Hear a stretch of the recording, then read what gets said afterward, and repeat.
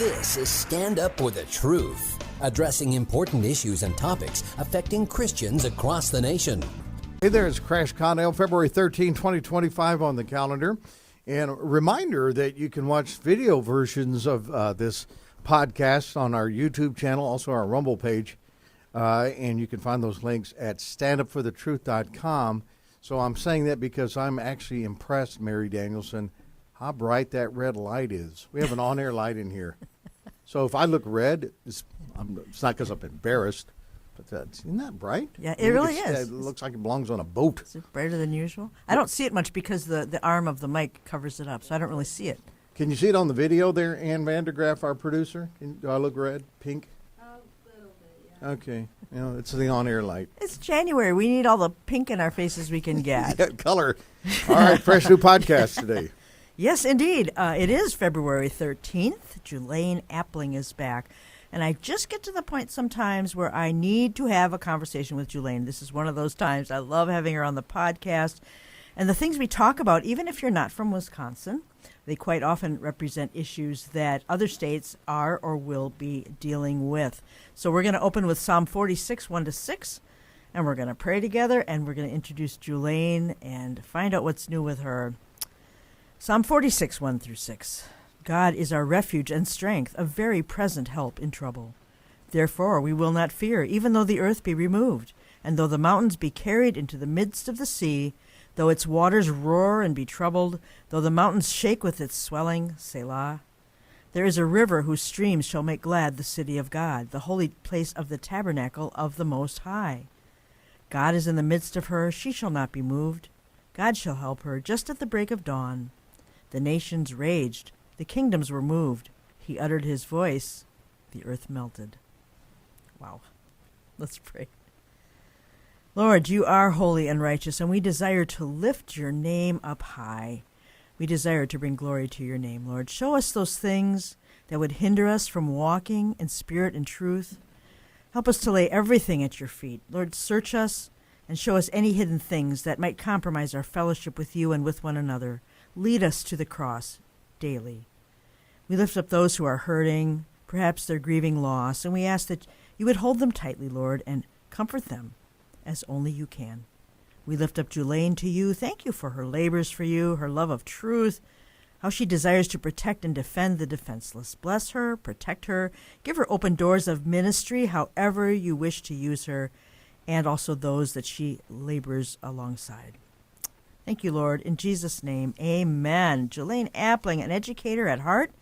She's taught in private schools from the junior high level through college, as well as serving 5 years as administrator of a private school. In 1997, she accepted a position with Wisconsin Family Council. She led this statewide pro-family organization from 98 to early 2024 when she stepped down as president. Currently, she serves Wisconsin Family Council as president emeritus. Wisconsin Family Council was organized in 1986. It's the only organization in Wisconsin dedicated to the preservation and promotion of the natural family. She also serves as president emeritus of Wisconsin Family Action. That is the sister organization that began in 2006. Wisconsin Family Action engages in legislative and grassroots advocacy and election activity to the limit of the law. She's been a statewide leader in the effort to strengthen, preserve, and promote marriage, family, life, and religious liberty in Wisconsin. She says the entire state of Wisconsin has been her classroom. She is probably the most important social conservative in our state. WIFamilyaction.org, WIFamilyCouncil.org. Good morning, Julaine. Welcome back. Good morning, Mary. Good to be back with you folks. Well, we haven't chatted in a while, so this is just a long time coming. We need to catch up on a lot of things. But it's National Marriage Week, Julaine. How refreshing is that? And we all know, I think, a solid marriage reverberates through society. It benefits everyone, every level of life. And they say that the married couple lives longer, lives better. For me, it's 42 years, and I will attest to that. It's all about going the distance, Julaine, to talk to us about the significance of a week like this to celebrate this basic institution that really is as old as time. Why do we have a marriage week? Well, it's a fairly new week of recognition, Mary. And I think what's happened is marriage has been so denigrated in our society.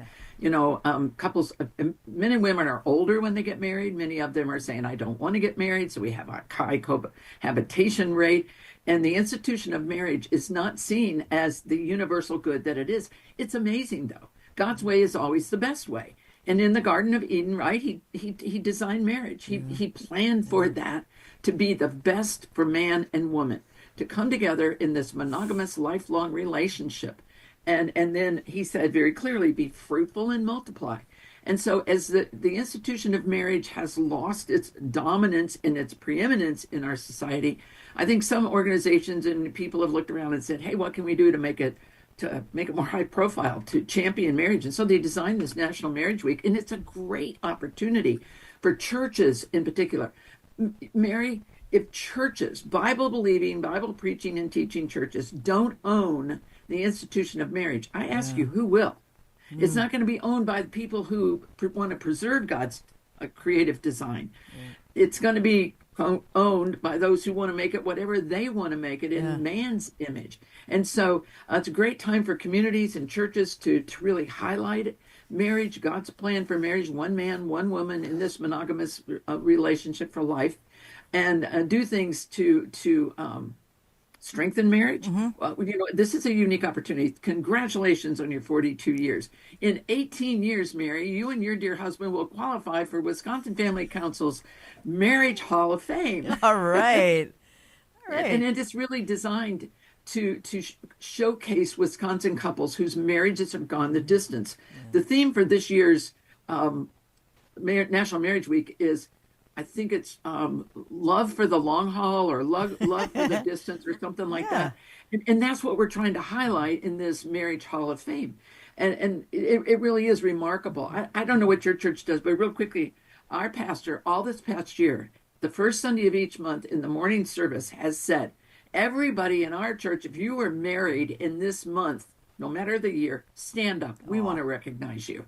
And we did one month where we went to the couple that had been married the longest. And then this month, all the married couples are bringing in pictures of their wedding and displaying them in our lobby. And they've organized them by decade. And I'm telling you, the tables, the people surrounding the tables, young, old, in the middle, whatever, everybody is standing there and looking and enjoying this beautiful picture that God gave us. Let's hang on for this, folks.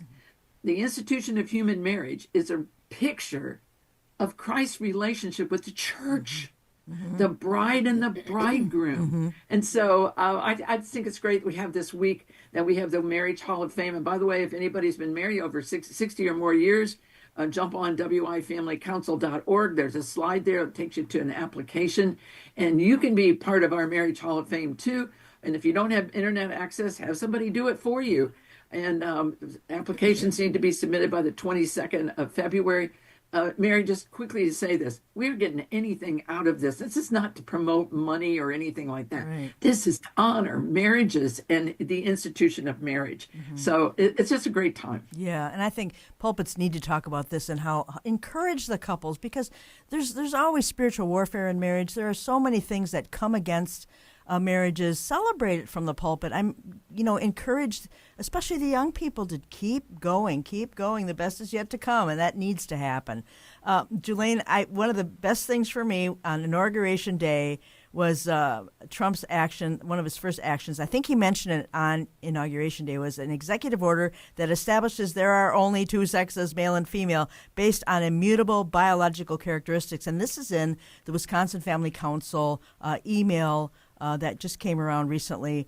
It says the order requires all federal policies and documents to follow this definition, rescinds prior guidance supporting gender identity recognition, and prohibits federally funded programs from promoting gender ideology. This is so important. And when we talked last time, Julaine, this wasn't on the radar of any kind here, but it has to do with identity. It'll protect the female students in Wisconsin as well when it comes to restrooms and such. Wow, I cheered. As soon as he said that, I just cheered. What were you thinking at that time?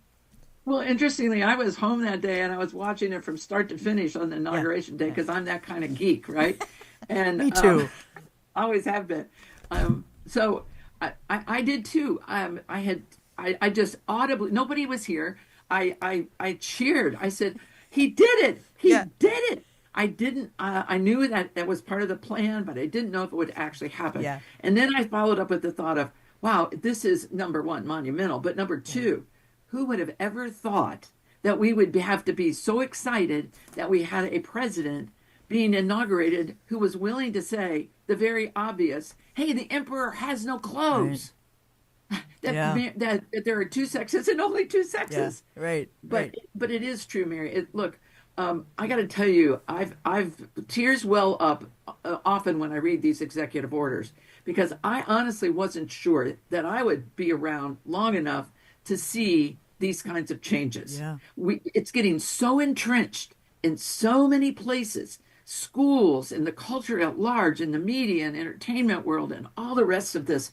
It's just saturating. And then you have Donald Trump come out and say there are two sexes, and we're going to talk about this, and we're going to get rid of DEI, and we're going to get rid of, and we're going to make women's sports really women's sports, and we're not going to let fake men or fake women do this. And so it is about, that. Now he holds the ace card here because it's tied to funding. So who's affected by this? Well, our public schools are. See, in Wisconsin, we've tried to win this battle at the legislative level, and Governor Evers has vetoed everything. So we haven't been able to do that, even with pretty strong conservative majorities in our assembly and our Senate. But here comes Donald Trump as president, issues this executive order, and because funding is tied to it, it becomes more likely that the schools and all federally funded agencies, and meaning an agency that takes any federal money, will have to comply. But let me warn everyone. I know that right here in the state of Wisconsin, as soon as that happened, there were people who were already organizing to find out where the loopholes are, Sure. how they can get around it, how they can take it to court, how they can hold it up here in Wisconsin and around the country. That's the way evil machinates. And evil never sleeps, never takes a nap. While we're rejoicing and all this, they're out there getting ready for the battle. So stay alert, folks. All it takes, is evil requires eternal vigilance. That's just the way it is. And if we value that and God's truth, then we have to fight for it. Yeah. We have to. It's spiritual warfare. Mary, you said it at the top of the program. Look, when we get up in the morning, we need to read Ephesians 6. I think it's Ephesians 6, right? Where we put on, it's 4 or 6. We put on the armor, all the armor. And this is also there. But I am elated. There are so many EOs. By the way, there is an EO out there, and I believe it might be that one. No, it's one to protect women's sports. In that EO, they say this, that the female is defined from conception. Do you know what kind of admission that is? Yep, it That's sure an is. admission that life begins at the moment of conception. The second admission that goes in these things is that, guess what? Our biological sex is not changeable. Yeah. You can't change XX or XY. So Right. look, moment to rejoice, be happy, work hard, be vigilant, and let's make sure these are not turned over in the next 4 years, right? Yeah, Let's keep them. Yeah, absolutely. And I admit, as I'm looking at him saying things, and he said some pretty bold things on purpose in front of a very split group of people. And I was looking at the former presidents when he said this stuff. I was looking at the people, and the look on their faces was absolutely priceless. And that made the moment even better. Is that gloating, Julaine? I don't know. And I don't think I really care, but wow. Well, I think it's being pleased that, because, Donald Trump uses the phrase common sense a lot. And I would agree with him. When I said the emperor has no clothes, you remember that children's story that the emperor is running around nude and nobody wants to admit it. And he's trying to convince everybody he's dressed in kingly garments. And finally, one little kid says, the emperor has no clothes. That's the kind of foolishness we've been dealing with on this issue and many others. But here's the bigger truth. This is the beginning of the restoration of God's and recognition of God's creative order. That is huge. You can call it common sense, but it's bigger than that. It is much bigger than that. God's creative design and order. Right. And when we get that right, we're blessed. And when we get off and we start pretending that we can change that, and we can't, then that's a course for destruction, right, and heartbreak, and just horrible things for individuals. And it also points up how far gone we were since Obama. And in Trump's first admin, which he was like, he wasn't ready for that. He's ready for this, but he wasn't really ready for that. And I think it points up just the damage that's been done to our country, our psyches, this whole time, thinking that what they believe is normal. We're just sorry to say this, standing up for the truth finally, and looking for righteousness. Righteousness exalting a nation, the people rejoice. I mean, how could we not rejoice? And that's my story, and I'm sticking to it, Julaine. You know what? That is and I'm glad you brought up that verse, because I think that verse is very apropos right now. It is. I think we will see some blessings that will endure from these decisions that the president has made. Look, I am not tired of winning yet. No. I'm enjoying this. Yeah. I'm praying. We need to pray for President Trump. Yep. We need to pray for those who are in positions of authority. Look, we have one from Wisconsin with deep roots in Wisconsin who is in a very, very important position right now as Secretary of the Department of Transportation, and that's Sean Duffy. And the night he actually took office was the night of the crash in Washington where the Black Hawk hit the passenger plane and crashed into the Potomac. Sean had only been in office about an hour. And he's had to step into this too. We need to pray for these folks. We need to pray that Trump is well advised, that people that are in these key positions have good advisors, that God in His grace and mercy will stop the people who are there to do evil and destroy, because righteousness does exalt a nation, because God is merciful, and His grace and mercy extends to people who do the right thing. Interesting, we began with marriage. The institution of marriage isn't just good for us as God's children, and in the sense that we have accepted Jesus Christ as our Savior. It is universally good. It is universally good in every sense of the word, in time, in geography, in all demographics, ethnicities, I don't care, cultures. It is a universal good. Isn't that an amazing concept that God said, I'm going to bless you through this institution of marriage. Yeah. And I want you to be fruitful and multiply in it. And when you do this right, you'll be blessed. And he doesn't say, oh, by the way, it's only for people who ultimately put their faith and trust in Jesus Christ, which is the most important thing anyone can do in this life. Right. I'm glad you mentioned that. Wow, yes. It is just, it's fun to watch. We got to pray that Trump's battery holds out, because I've never seen anybody with so much energy. He's loving what he's doing. He knows he's blessing the American people, and God has put him in that position. So we rejoice also. Julaine, I want to talk about something specific to Wisconsin here, but I think it does or will affect other states as well. And this is Governor Evers wants to have citizen-initiated referenda, just like there's about 16 to 18 other states that already do this. This might be new to a listener. They don't know what this is. And you're saying this is a departure from our representative form of government. And I think part of that's a symptom, but also, Julaine, republic versus democracy. I don't think that word democracy means what people think it means.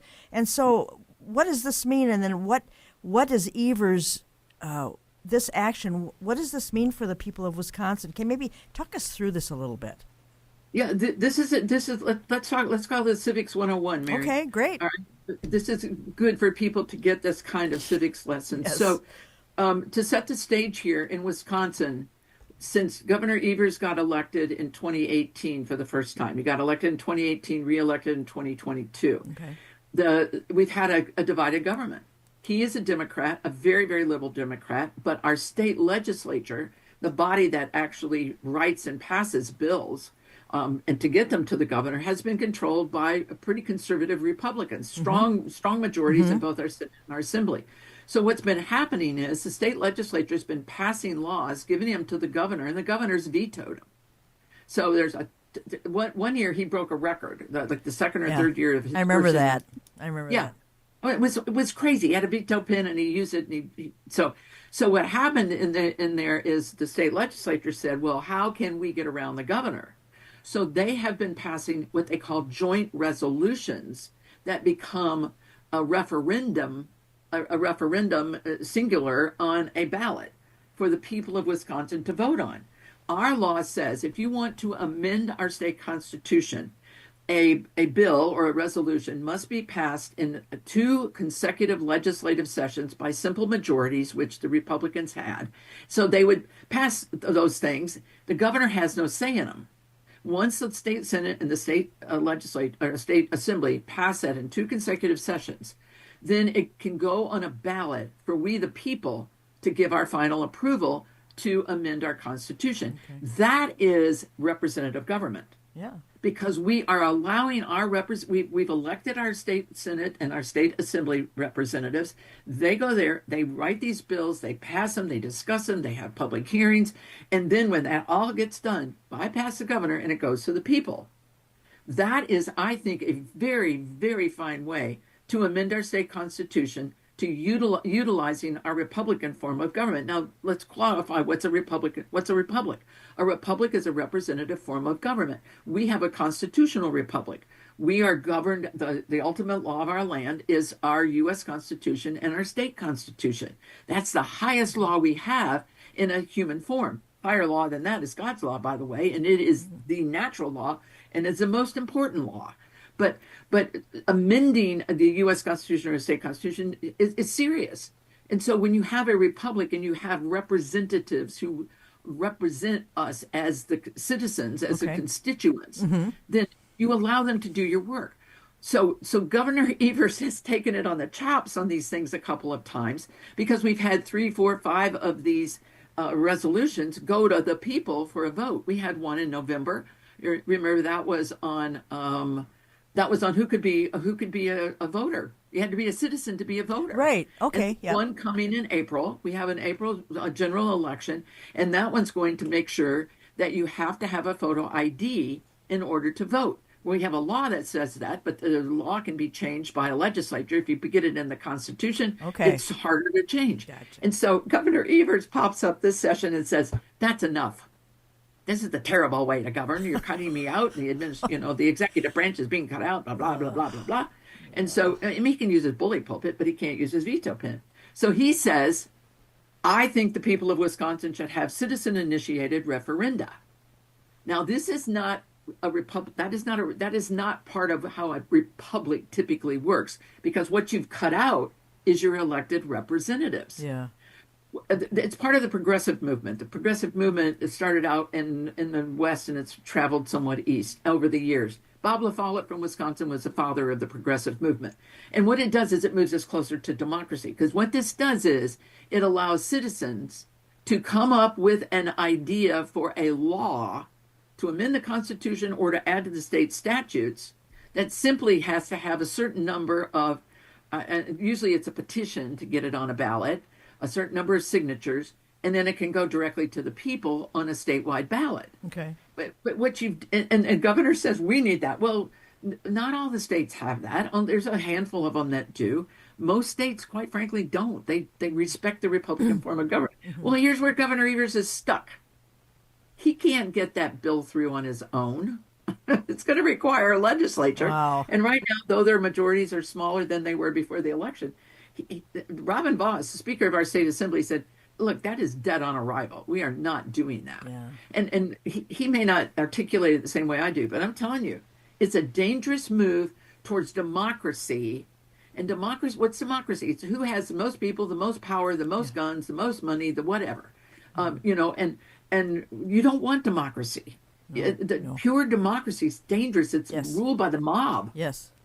So, which develops into what? Anarchy. Yeah. Right? Right. So, Benjamin Franklin at the Constitutional Convention in the summer there in 1789 when it was being done, came out and a lady asked him, and it's a famous quote, "Mr. Franklin, what form of government have you given us?" And Franklin said in his sage way, "A republic if you can keep it." Yes. Because it's fragile. Yeah. And so I've wiped the word democracy out of my vocabulary as it relates to how we do government. I'm fighting a losing battle I realize that, but boy, I'm going to stand by my stuff here. Well, it's interesting because the left keeps saying that Trump is going to destroy democracy. What they mean is he's going to destroy our mob rule that we worked so hard for over the last 12 years. So they're correct on one thing. I mean, they got one thing right. I would be curious, two things, Julaine, about other states that do this and see how it's played out for them. And also, I want to ask you, is this really about abortion at the end of the day? I mean, is this going to affect what happens to Wisconsin abortion law? Is that what he's waiting for? I don't trust him. Well, look, Governor Tony Evers is completely in the pocket of Planned Parenthood. Yeah, they right. endorsed him. They've given him money. He does it their bidding. But what he would like to be able to do is to have the citizens put something on the ballot that would ensconce the right to abortion or legalize abortion. I don't want to call it there's no right to kill human beings. Yeah. I'm sorry. Yeah. And they're a human being from the moment of conception. So, but to legalize abortion in our state constitution, that's what he would like to do, or to somehow make it a law to get rid of all of our abortion regulations and restrictions that we put in over 40 years. Yeah. So it's not going to go anywhere. He doesn't have the power to do that. He can't do it through an executive order or some kind of a dictate. The state legislature. Now, here's the follow-up though in this, Mary. Before the November election, the state Senate had a majority. The Republicans were in the majority with a veto-proof majority. The state Senate, the state Assembly, had only 2 votes short of a veto-proof majority for the Republicans. But because the state Supreme Court here ruled on a case early last year saying that the current legislative maps that we were using for Assembly and Senate districts were unconstitutional, and they put in new maps that came into play in the fall election, those majorities dropped significantly. It's now, I believe it's 18-15 in the Senate for Republican majority, and it's 54-35 versus 54-45, excuse me. We have 99 state assembly reps and 33 state senators. Yeah, that's and we lost 10 in the assembly and 4 or 5 in the Senate. But hang on, what's significant about this is what then will happen in 2026. Because that's what the Democrats, the liberals are looking at, is how we couldn't do it in 2024, but they think they can flip both the Senate and the Assembly in 2026. If that happens, Mary, this kind of citizen-initiated referendum resolution will go through that state Assembly and state Senate. Everything will go. The floodgates will be open. Okay. And that could happen very easily in a year and a half. Wow. Elections have consequences. We've been saying this for a long time. This is Mary Danielson, and we are speaking with Julaine Appling this morning, Wisconsin Family Council, Wisconsin Family Action. And, wow, we're going to talk about that. When we come back from the break, we're going to talk about what's up on the docket for Wisconsin, more Supreme Court stuff. I mean, we were so tired of those political ads, and we finally got a reprieve, and they're back around here, which is totally – I'm still in therapy from the first round this last fall. But we're going to talk about several things when we come back. We're going to talk about something called baby boxes, and I bet most people have no idea what a baby box is. And also, Julaine, let's just tease with this Lead Wisconsin. The Teen Worldview Leadership Camp is going to be in July. You know what? I think we're just going to wait on that. I don't think we really have enough time to turn it over to you. So we're going to wait on that. It's July 13 to 18. What is this leadership camp? What does it cost? How can you send your young people to this camp? And every year the numbers get a little bit better, so it's on the upsurge of people that want their kids to learn Civics 101 and more. So this is Mary Danielson, Stand Up for the Truth with Julaine Appling, and we're going to be back in 2 minutes with a whole lot more. So stay tuned. Be right back.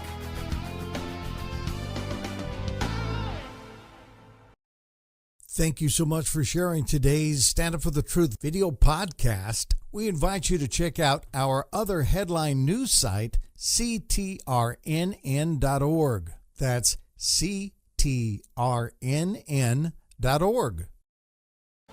Feedback, questions, and topic suggestions are always appreciated. Email us at comments@standupforthetruth.com. Welcome back to Stand Up for the Truth. It is February the 13th. speaking with Julaine Appling, Wisconsin Family Council, Wisconsin Family Action. And I want to give you a minute, Julaine, to talk about this wonderful youth camp that's coming up. You do this every year, and it's on the leadwisconsin.leadwith.org page. But tell us about that, because registration, is it open already? What kind of age group and cost, and where can they get a flyer? Yeah, well, thanks, Mary. This is a dream come true. We were asked to consider doing this in about 6 or 7 years ago, and it's been a dream for me to figure out how, using Wisconsin Family Council, could we have a direct impact on the next generation. And when we were offered the opportunity to bring this kind of camp that has a wonderful model in Michigan to Wisconsin, I jumped at it, and here we are. And it's not a government camp. We build it on a government and civics platform because it really provides a great opportunity for us to invest in these young people, to get them to start thinking critically, to get them to start doing public speaking, to analyzing and working in committees. Great. So Lead Wisconsin is a teen worldview and biblical worldview and leadership camp.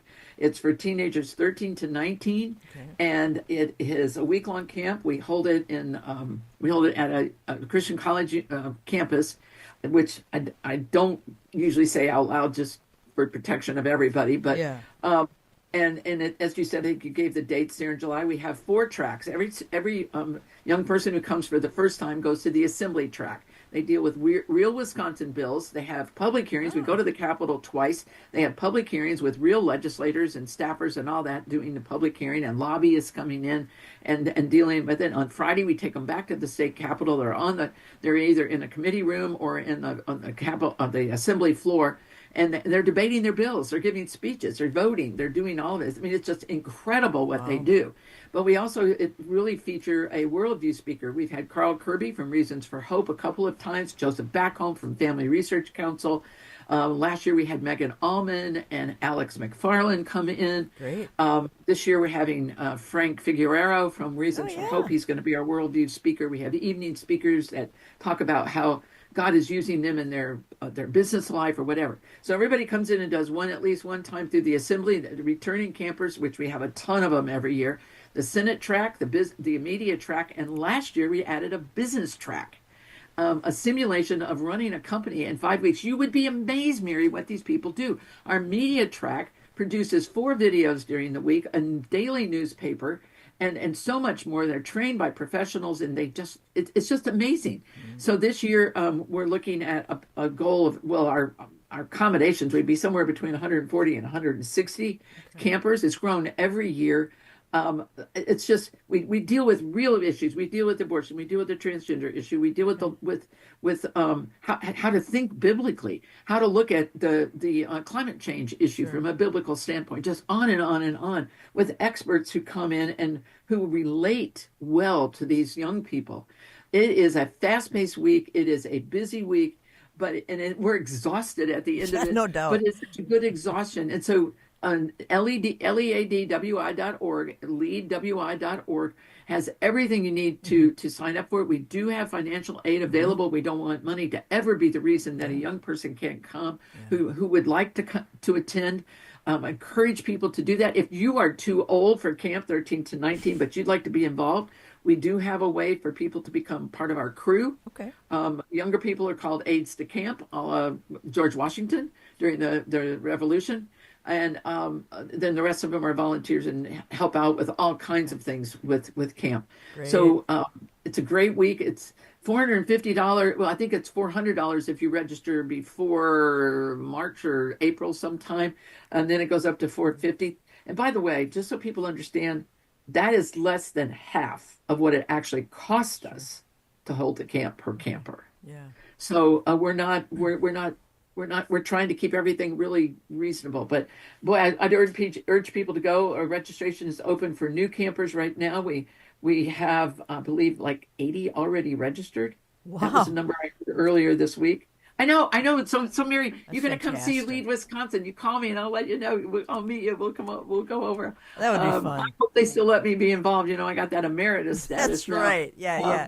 Yep. It's my dream. It's my dream baby. But that's right. But yeah, they will. I'll be over there. But Super.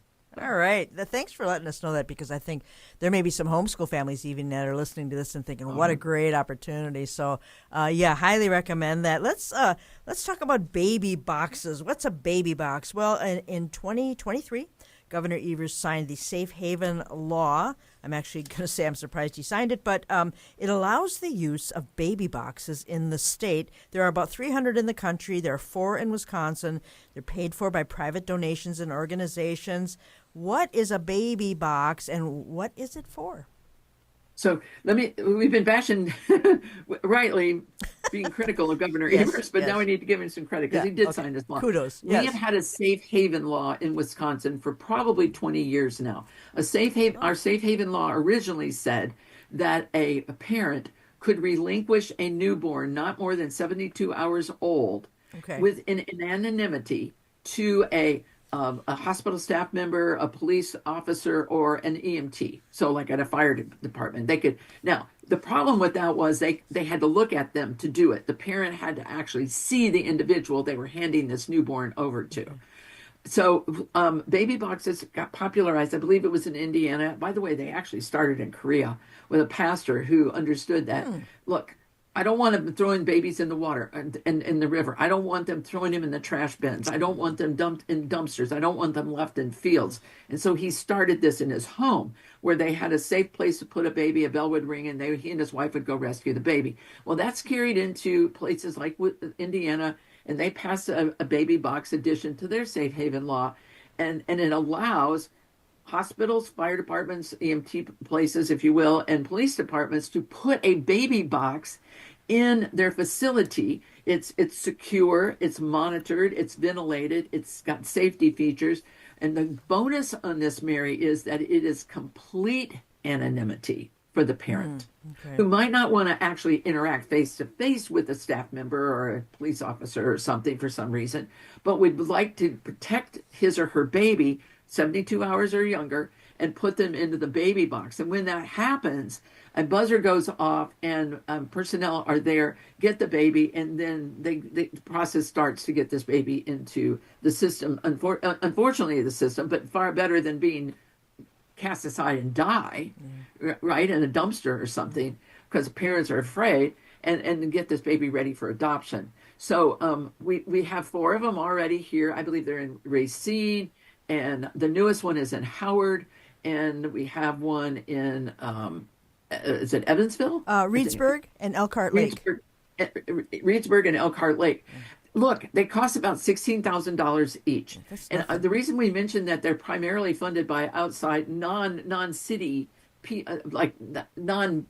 budgets, okay, is because I don't think fire departments and hospitals and police departments that's not their highest issue, okay? But if a group like the one in Howard was paid for by the Knights of Columbus, who put the money up. Now, the Knights of Columbus are really pro-life, a very Catholic organization. They do a lot for the pro-life. They pay for a lot of ultrasounds for our pregnancy care centers, first of all. But this is another effort, but individuals could get together and raise the money, can talk to their police department or their fire department or their hospital, local, whatever, and get the money together and urge them to have these, because every baby saved is a baby. It's just phenomenal. And how do you put a price on that? Yeah. So I love this opportunity that we have, and we urge people. I don't think there's one where I live. In fact, I know there's not. And so I'm hopeful that we can start raising the money and get the police department. We have a brand new fire department being put in. Wouldn't that be cool to add a baby box? It would. Brand new fire department. Yes. So folks, think about this. This is just another pro-life way we can be involved and put some skin in the game, if you will. You bet. And help support these efforts. So I'm thrilled about this. I'm so glad the governor didn't veto this, and he could have, Mary. Yeah. He could have, because so often this just becomes partisan. Republicans want it, Democrats don't want it, so I'm going to veto it. Right. I would love to see one or two in the Fox Valley here. And Madison area. And it has to be a place that is staffed 24 hours a day. There are safeguards in place to make sure it's ventilated, temperature controlled. I mean, this is very doable. I'd love to see communities just jump in and say, we're going to do this. So, yeah, that is such good news, Julaine. Thank you for that. I don't want to shortchange the Wisconsin election process here, so I do want to do that now. I think it's important to tell people what's coming up because they don't necessarily go to these web pages and look and see what's going on. They figure, well, we had an election in November. We're done for a while. No, we're not. Wisconsin has a spring election on April 1st and also a primary next Tuesday. And the Supreme Court race, Julaine, that one was bitter last time. What's going on with that, and how can we flip the script this time?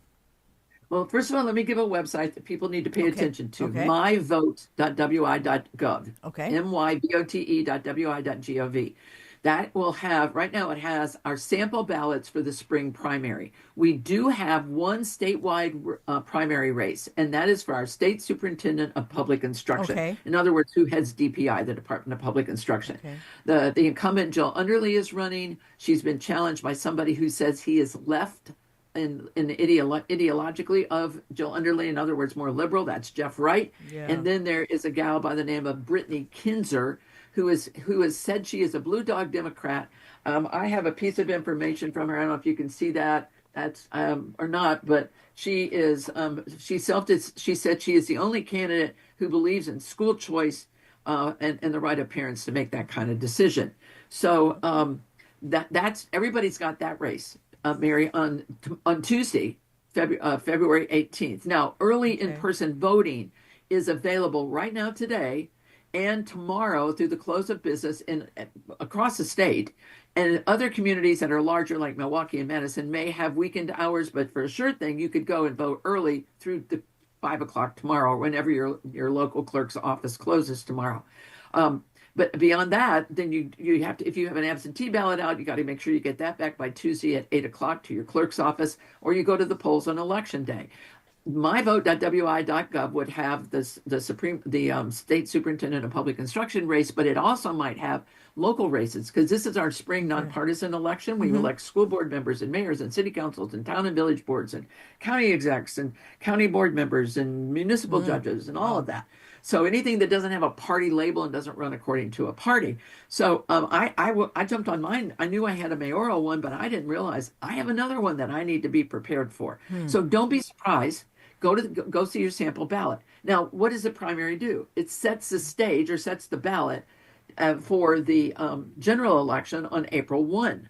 So in that state superintendent of public instruction race, Mary, the top two vote getters will be who we have to select from in April for the April election. Okay. But there is another statewide race that is, in my opinion, way more important than the state superintendent of public instruction. And that is for a seat on our state Supreme Court. The liberal Justice Ann Walsh Bradley, any court observer would tell you she's liberal, okay, had decided not to run again. So we have an open seat. The two candidates are Brad Schimmel, who was our former AG. He ran as a Republican and got elected for 4 years under when Scott Walker got elected the first session for a second administration. And then the other person running is Susan Crawford, who is according to the news and according to court observers, the liberal judge from Dane County. Currently, Brad Schimmel is a judge in Waukesha County. Okay. So what we have here is these two candidates. One is seen by court observers as conservative, Brad Schimmel, and one is seen as liberal by court observers, and that's Susan Crawford. And they are going head to head on that April ballot. And so very shortly after the primary is done and certified, a couple weeks later, ballots will start being mailed out to people that requested them for absentee. And by March 18th, early in-person voting will begin. It will close the Friday before the election on Tuesday. So I think it's like March 30th or 29th on there.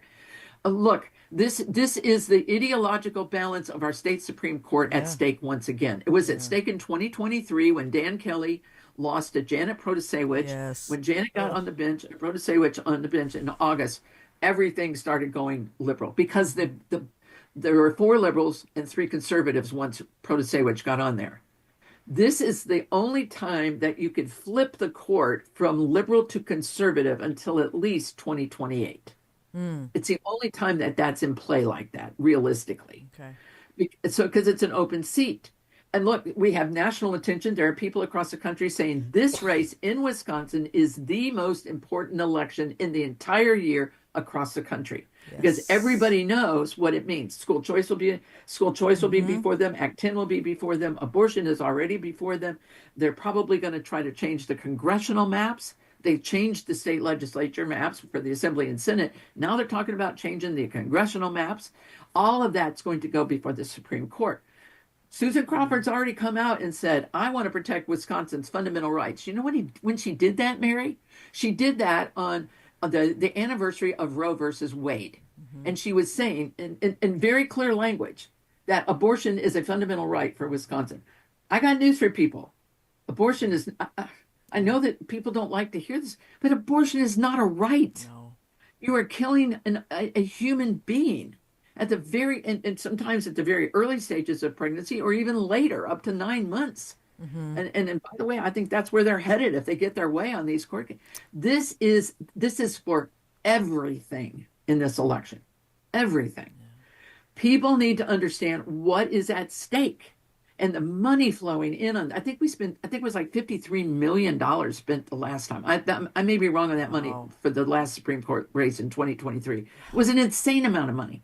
We're already seeing money like that coming in again from all over the country.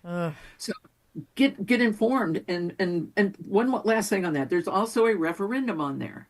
A referendum, and I mentioned it earlier, to make sure that you have to have photo ID to vote in Wisconsin. So yeah, I remember talking about the Kelly Protasiewicz election, and there were articles written all across the country saying, look at Wisconsin, this is the most important election this fall. And I guess I thought, with all the attention that was drawn to it, that people got that message, but they didn't. I was really stunned at how that came out, and I knew that was not going to end well for us in Wisconsin. So we'll crank it up again, Julaine. We'll crank it up again. This is a really important election for our state and for the country. So everybody get informed about such things. That's what we're doing today with Julaine Appling, WisconsinFamilyCouncil.org, WIFFamilyCouncil.org, WIFamilyaction.org. Also, I thought it was interesting, Julaine, one of the referenda prohibiting government from closing places of worship during a state of emergency. Is that in April? I would guess that would be on the docket in April. No. No, that hasn't had the second vote that is needed in the state legislature. It passed last session. Now it has to pass this session. Okay. When I saw the language of the bill last week, it said that it would be. Right now, it may change, but right now it's headed to the November of 2026 ballot. Oh, gee. And that would be, by the way, the gubernatorial election here in Wisconsin. Oh, interesting. That was what we call the midterm election for the president. You know, the president gets elected every 4 years, and the midterms are that election 2 years in the middle of his or her term. Okay. Very interesting. That's a great example of these referendum that we're talking about. Yeah, it is. It is, actually. I was encouraged by that, but I think the church it's going to be on a ballot. It's just when it will be on the ballot. And hopefully the church has learned enough from the COVID debacle to be their own, to be their own advocate, their people's advocate, and say, no, this far and no farther, you're not going to do this to us. And so it may come to that once again. We don't need the law for that, right, Julaine? We don't really need the law for that because pastors have to have backbone in that area. So anything else, referendum? I can't think of anything else that comes to the voter photo ID law. That was another one. That is on the ballot in April. Okay. All right. Very interesting. Main thing is go vote, people. Yeah, vote by absentee ballot if you need to. Right. Go vote early in person or show up on election day. Yeah. But make sure you vote and encourage at least 10 other people to join you. Yeah, absolutely. My Vote WI. That's a great website telling you you can put your address in, your zip code in. You'll find out what's going on in your area. They make it easy for you. There's really no reason to not know what's going on. That's what I love about it. It's one of the few things the government of Wisconsin does well. Yes, they do. I would hope that other states would have something like that. I mean, I don't know what the status of something like that is, but highly recommend that. Let's just talk. We have some time left. Let's talk about the demographic winter. And I think people need to pay attention to this. And for some context here, Wisconsin has been below replacement birth rate, which is 2.1 the point one gets me. Babies per woman of childbearing years since 1974, and now the chickens are coming home to roost. Eggs are scarce, Julaine, right now, but also humans, and it's very alarming because the Federalist ran a story entitled "Pro-Natal Policies Fail Because People Don't Want Kids." They sound pretty sure of themselves, Julaine. What is a pronatal policy, and why aren't people having kids? This to me is one of the most sobering news stories that we've seen. Yeah. So, Wisconsin. So the demographers, this is the statisticians, right? That's how we get that 0.1 baby. But they figured out years and years ago that for a population, it doesn't matter if it's America or African or South American, wherever, I don't care where it is, it requires 2.1 babies per woman in the childbearing years in order to keep a population steady, not grow it. Okay. Just replace it. Replacement. Okay? It's just replacement. So Wisconsin has been about anywhere from like 1.6 to 1.9 since 1974. Eventually that catches up. Absolutely. So you look around Wisconsin and you go, okay, almost how many, in fact, this was about 6 years ago. I heard a guy from WASB, Wisconsin Association of School Boards, was testifying at a hearing, and he said over 60% of Wisconsin school districts had declining enrollment. It's probably more than that now. And part of that is attributed to a too low birth rate. You can't sustain a population if nobody's having babies. Now in Wisconsin, if you go like to Stevens Point and north, there are a number of counties up there that are already in what we call a demographic winter. A demographic winter, by demographers' definition, is when you have more people dying each year than you have being born. How long do you think those northern counties can sustain that? Yeah. They can't. And it's not. And so what's happened is all across the world, people have bought into this lie from the pit of hell, honestly, about, population explosion, overgrowth, too many people. We don't have that. We never have. And countries like Italy that are Catholic should be exploding with babies, and they're not. Italy has one of the lowest birth rates anywhere. Wow. So what happened was countries like, believe it or not, Russia, a number of years ago, figured out if they didn't start having more babies, they were not going to have their culture. So they started doing what we call pro-natal incentives. Okay. The government actually pays couples to have babies. Wow. So, and they were doing that. And there's countries all across the world that have done that. And guess what they found? It didn't make any difference. The money wasn't enough incentive for married couples to have babies. And the research is starting to show the startling admission that we see in that headline. They just don't want children. Mary, what does a world look like where people don't want children? Yeah. God said, be fruitful and multiply. Yeah. Now, real quickly, I'm going to tell you, when I look in the mirror of my soul, in the mirror of God's word in his mirror, and I see me and all my depravity, I go, God, why do you want more of us? But he says, you're my crowning creative act. Yeah. I made you a little lower than the angels. I sent my son, my only begotten and beloved son, to die for you, to shed his blood. I want more people who will come to worship me and to honor me and glorify me. And so he loves us. And he wants more. His plan is for more. And we have people who are living so selfishly and so self-centeredly. Yeah. They're saying, nah, kids are just a burden. It's not about too much money to rear them. It's about they get in the way of my lifestyle. Yeah. I don't want to have to mess my dreams, my vocational aspirations, or my way of life to handle a child. Oh my word, that's disheartening. That strikes it. And by the way, when you depart from God's plan, you need to understand there are consequences, and the economic consequences that are happening and are going to happen because of this are epic. Yeah. Epic. Colleges are closing all over this country because there are not enough 18-year-olds for them to keep being financially solvent. They can't bring in new people. Yeah. This is real. It is not a figment of some wild-eyed, crazy woman who, says, Sky. I'm not talking about the Sky phone, but you have this sustain. And by the way, with America, in the last 5 years, historically has had low birth rates. Yeah. We didn't used to. We used to have high birth rates, Yeah. but we don't anymore.